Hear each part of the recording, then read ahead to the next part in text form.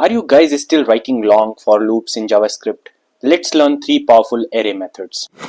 Map, filter और reduce, ये तीनों मेथड्स आपके कोड को शॉर्ट, क्लीन और प्रोफेशनल बना देते हैं और इन तीनों की हेल्प से आप लूप्स लिखने की टेंशन के बिना स्मार्ट और रीडेबल कोड लिख सकते हो। तो है ना ये अनोखा, आइए इसको सीखते हैं और शुरुआत करते हैं सबसे पहले मेथड से, जो कि है मैप मेथड, जो आपको बहुत ही ज्यादा काम आने वाला है। तो चलिए शुरू करते हैं। तो गाइस, मैप मेथड में आपको कुछ चीजें हैं जो हमेशा ही याद रखनी है। उनमें से पहला ये है कि मैप मेथड हमेशा एक नया एरे रिटर्न करता है और जो नया एरे बनता है उसकी जो लेंथ होगी वो ओरिजिनल एरे के इक्वल ही होगी।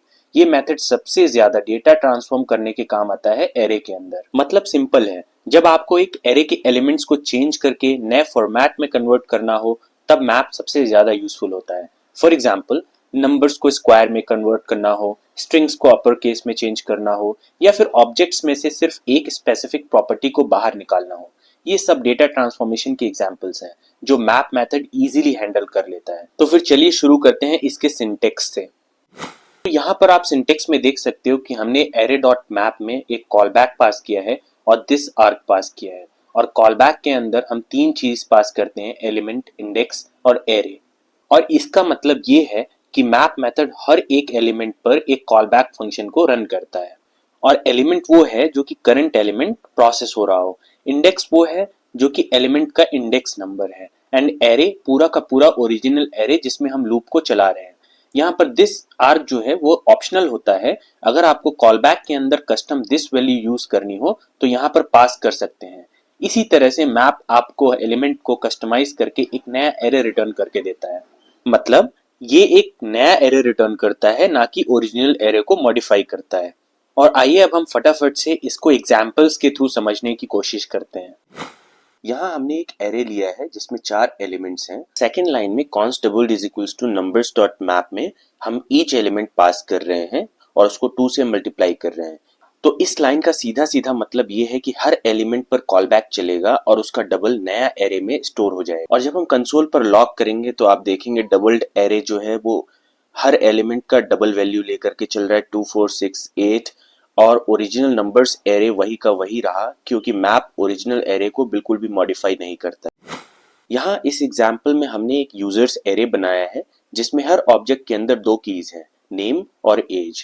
और अब हम मैप मेथड का यूज करके सिर्फ नेम्स निकाल रहे हैं ऑब्जेक्ट में से। मतलब हर ऑब्जेक्ट में से नेम प्रॉपर्टी पिक करके एक नया एरे बना दिया।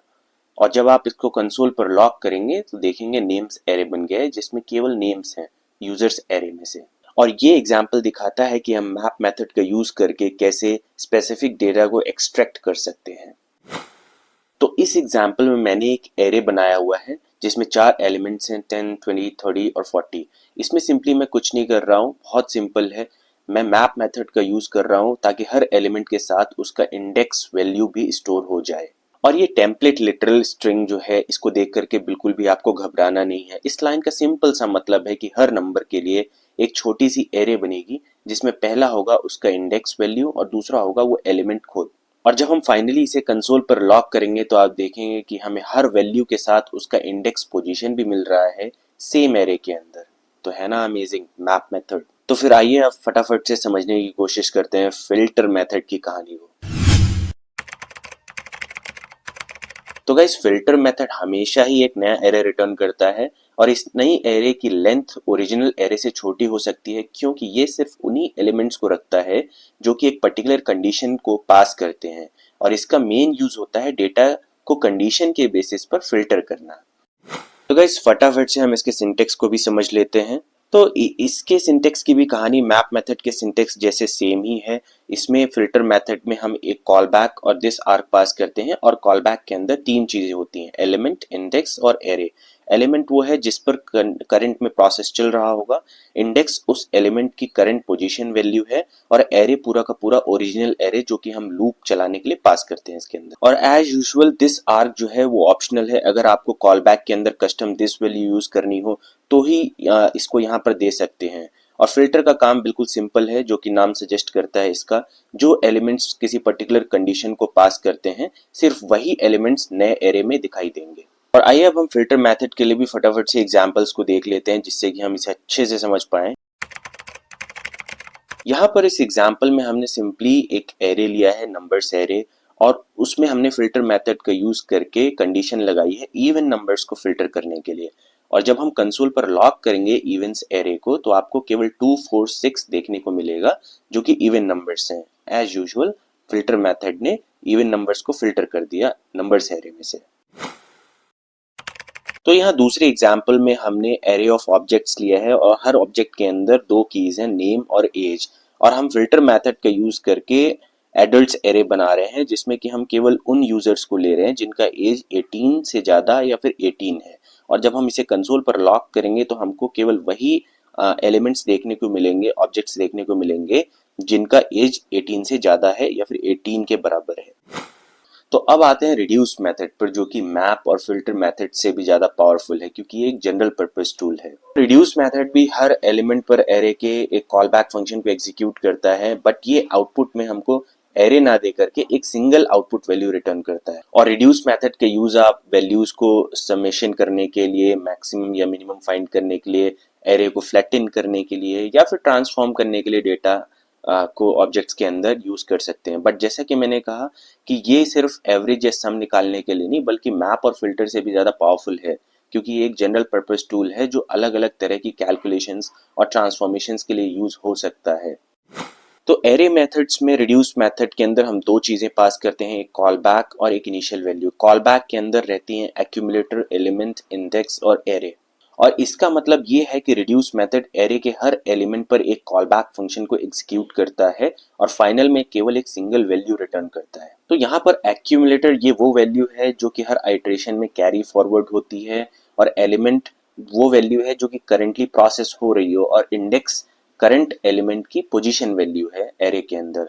और एरे पूरा का पूरा ओरिजिनल एरे है जिस पर हम लूप को चला रहे हैं। और इनिशियल वैल्यू यहाँ पर ऑप्शनल होता है, ये रिकमेंडेड है, ये देना चाहिए क्योंकि एक्यूमुलेटर के लिए एक स्टार्टिंग वैल्यू का काम करती है। तो सिंपल वर्ड्स में reduce method step by step सारे एलिमेंट्स को कंबाइन करके एक सिंगल रिजल्ट बनाता है, और इसीलिए ये हमें आउटपुट में एरे ना दे करके एक सिंगल आउटपुट वैल्यू रिटर्न करता है। तो आइए फटाफट से इसको भी एग्जाम्पल्स के थ्रू समझ लेते हैं।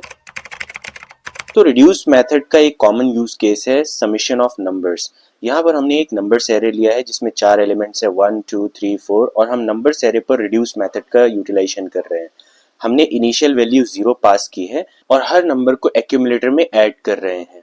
तो यहाँ पर step by step her elements की एरे में एडिशन होती है और फाइनल रिजल्ट कंसोल पर लॉक करने पर हमें मिलता है 10। तो ये है एक common use case reduce method का। और आइए अब फटाफट से दूसरे एग्जाम्पल को भी देख लेते हैं।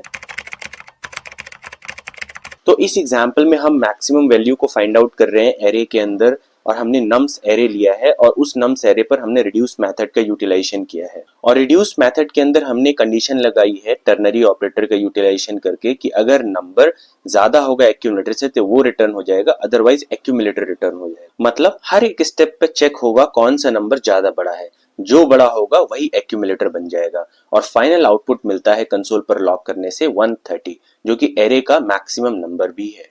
और चलिए फटाफट से तीसरा एग्जांपल भी देख लेते हैं।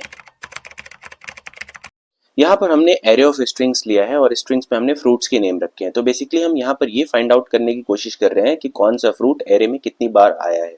तो बेसिकली हम फ्रूट्स एरे पर रिड्यूस मेथड का यूटिलाइजेशन कर रहे हैं ऑब्जेक्ट बनाने के लिए, जो कि हमें यही बताएगा कि हर फ्रूट कितनी बार आया है फ्रूट्स एरे के अंदर। और रिड्यूस मेथड के अंदर हमने जो कंडीशन लगाया है उसका मतलब ये है कि अगर फ्रूट पहली बार आया है तो वैल्यू सेट हो जाएगी 1, और अगर ऑलरेडी है तो उसमें +1 ऐड हो जाएगा। और जब हम कंसोल पर लॉक करके देखेंगे कि तो हमें देखने को मिलेगा कि हमें फ्रूट और उसका नंबर ऑफ अकरेंस एरे के अंदर देखने को मिल रहा है। और ये एग्जाम्पल दिखाता है कि रिड्यूस मेथड सिर्फ नंबर्स के लिए नहीं बल्कि काउंटिंग और डेटा ट्रांसफॉर्मेशन के लिए भी काफी पावरफुल है, और इसीलिए ये एक जनरल पर्पस टूल माना जाता है and is more powerful than map method and filter method. चलिए अब हम फाइनली तीनों की समरी को एक साथ देख करके कंपैरिजन कर लेते हैं ताकि हम इसे अच्छे से समझ पाएं और याद रखें। तो गाइस, मैप मेथड हर एलिमेंट को ट्रांसफॉर्म करने के लिए यूज होता है एरे के अंदर, और ये हमेशा एक नया एरे रिटर्न करके देगा जिसका लेंथ सेम होगा ओरिजिनल एरे के। और इसके एग्जांपल्स हो सकते हैं जैसे हमें नंबर्स को डबल करना हो एरे के अंदर, या फिर किसी पर्टिकुलर प्रॉपर्टी को एक्सट्रैक्ट करना हो। और वहीं दूसरी तरफ फिल्टर मेथड किसी पर्टिकुलर कंडीशन के बेसिस पर हमें एलिमेंट को फिल्टर करने देता है एरे के अंदर, और इसमें जो हमें आउटपुट में एरे रिटर्न होकर के मिलेगा उसकी लेंथ ओरिजिनल एरे से कम होगी। और इसके एग्जांपल्स हो सकते हैं कि जैसे कि हमें किसी पर्टिकुलर एरे में इवन नंबर्स या ऑड नंबर्स को फिल्टर आउट करना हो, या फिर पर्टिकुलर किसी कंडीशन के बेसिस पे कुछ भी हमें फिल्टर आउट करना हो एरे के अंदर, तो हम इसका यूटिलाइजेशन कर सकते हैं। और फाइनली अब हम रिड्यूस मेथड को देखते हैं। सो फाइनली रिड्यूस मेथड, जैसा कि इसका नेम है, reduces the array to a single value, और वो सिंगल रिजल्ट नंबर हो सकता है, ऑब्जेक्ट हो सकता है, या फिर स्ट्रिंग हो सकता है। एग्जाम्पल्स में आता है जैसे हमें किसी एरे में समीशन निकालना हो, या हमें मैक्सिमम वैल्यू फाइंड आउट करनी हो, या फिर एरे को फ्लैटन करना हो, या फिर अकरेंसेस फाइंड आउट करनी हो किसी भी पर्टिकुलर एलिमेंट की उस एरे के अंदर। सो फाइनली गाइस, ये आपका गो थ्रू नोट है। हमेशा याद रखिए कि कौन सा मेथड कहाँ पर यूटिलाइज होगा। जब भी एलिमेंट्स को ट्रांसफॉर्म करना हो एरे के अंदर तो आप मैप मेथड का यूटिलाइज कीजिए, और जब भी किसी पर्टिकुलर स्पेसिफिक कंडीशन पर हमें फिल्टर आउट करना है डेटा को, तो फिर आप फिल्टर मेथड का यूज कर सकते हैं। Whenever you have to combine a lot of things into one single result in the array, then use reduce method.